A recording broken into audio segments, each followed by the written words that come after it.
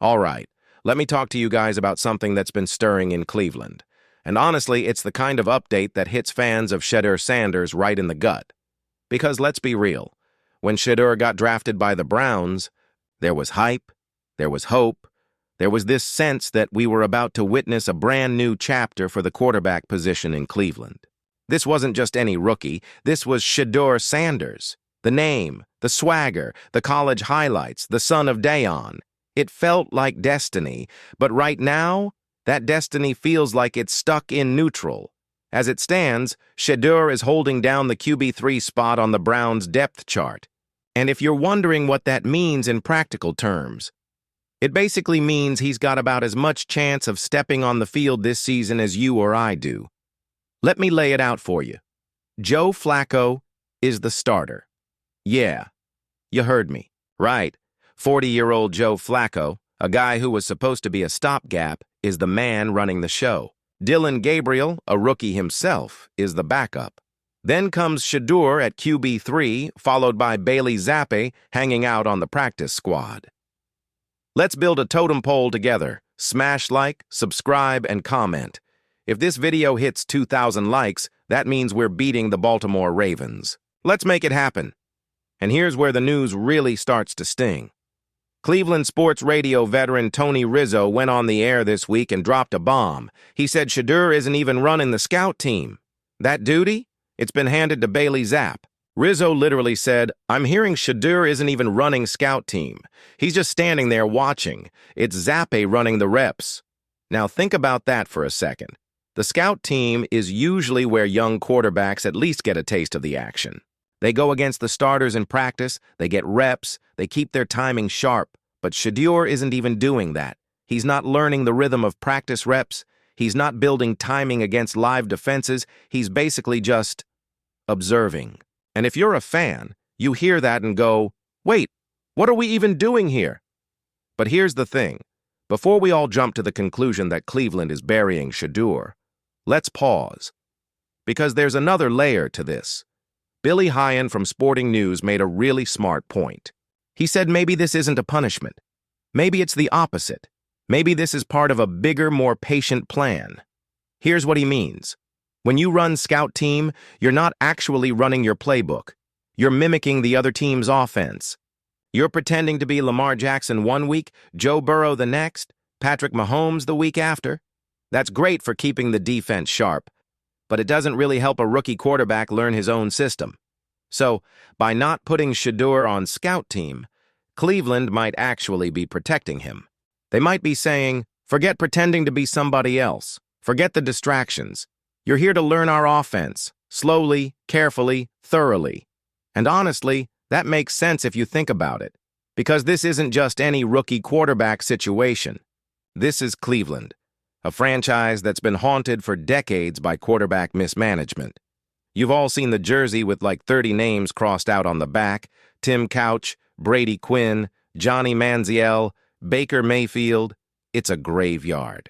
And maybe, just maybe, Andrew Berry and this front office said, not this time, not with Shedeur. We're not rushing this kid into the fire. We're going to do it differently. And then you've got Diana Rossini over at The Athletic chiming in. She doubled down on the idea that Shedeur is basically in a developmental cocoon this year. She said point blank, don't expect to see him play unless things get really weird. And she explained, this is GM Andrew Berry's vision. He believes the coaching staff can mold Shedeur, but it's going to take time. It's a process, and they want to keep him insulated while he learns. So what does all this mean? It means Shedeur Sanders is in one of the strangest spots you can imagine. He's too valuable to throw out there raw, but he's not quite ready to take meaningful reps yet. He's in limbo. And that can be frustrating, not just for fans, but for Shedeur himself, because this is a guy who's been the star everywhere he's gone. From Jackson State to Colorado, he was the man. And now he's standing on the sideline holding a playbook while Bailey Zapp, a practice squad guy, runs the scout team. But here's where it gets interesting. The Browns are already 0-1. And let's be real. Joe Flacco isn't going to suddenly turn into 2012 Super Bowl MVP Joe Flacco. If the losses pile up, this fan base is not going to tolerate watching a 40-year-old journeyman limp through the season. The calls for change will get louder, and when that happens, Dillon Gabriel is probably next in line, and that's where the real drama begins. Because if Gabriel takes over as the starter, then Cleveland has a choice to make. Do they bump Shedeur up to QB2, finally giving him a closer seat to the action? Or do they keep him buried as QB3, doubling down on this redshirt season? That decision will tell us everything about how this franchise views him. If they keep him at QB3, it means they are dead serious about slow-cooking him, no matter how loud the noise gets. And let's not forget, the NFL is ruthless. We've seen this story play out before. Look at Patrick Mahomes. He sat behind. Alex Smith for a full season didn't even sniff meaningful action, and when he finally got the reins, boom, he took over the league. On the flip side, you've got guys like Zach Wilson who were thrown into the fire before they were ready, and it completely wrecked their development. Which road does Cleveland want for Shedeur? Now, we talk about Myles Garrett a lot, but this game was one of those moments where you're reminded exactly why he's one of the most feared defenders in all of football.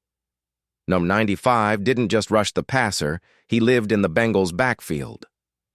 Every time Burrow dropped back, it felt like Garrett was already there, closing in before Burrow could even get through his reads. And that's what makes him different. He doesn't just beat one guy, he destroys entire blocking schemes. The Bengals couldn't figure him out. Chip him? Didn't matter. Double team him? Didn't matter. Garrett was everywhere, and let's be real, Burrow's no stranger to pressure. He's been sacked more times than he'd like to admit in his young career, but usually he shakes it off. He's got that calm, icy demeanor like nothing phases him. But in this game, even he had to work overtime just to keep himself afloat. He'd step up, roll out, try to fire quick passes, and still the Browns were breathing down his neck. It wasn't just Garrett either. That whole Cleveland defense was locked in, and their mission was simple: make Joe Burrow miserable. But here's what I respect about Burrow, and why this rivalry is so good. He never shows fear. You can hit him, you can rattle him, you can slam him into the turf, and the guy just pops right back up like it's nothing. That's part of what makes him so dangerous. He'll take all the punishment you throw at him and still find a way to compete. That resilience is why Cincinnati always believes they've got a shot, no matter how bad it looks. And then, after all that chaos, after all that physicality, you get this moment that sums up what football's all about. The clock hits 0, the game's over, and Burrow walks right up to Myles Garrett. And instead of jawing, instead of holding on to the heat of the battle, they share a hug. Two warriors, two competitors, leaving it all on the field, but respecting each other enough to put the rivalry aside, at least for a moment. That's the stuff I love. That's the brotherhood of the NFL, but here's where it gets even better. Burrow being Burrow couldn't resist tossing in a playful jab. In the locker room afterward, he cracked a joke about how many times Garrett was on him, poking fun at just how relentless that man was all game long. And I love that. It's that mix of grit and humor that makes Burrow who he is. He respects Garrett's game, but he's also saying, hey, I took the beating and I'm still here. That's the mindset of a competitor, and just when we thought we could catch our breath after that Browns-Bengals war, the NFL wasted no time throwing gasoline on the fire for Week 2.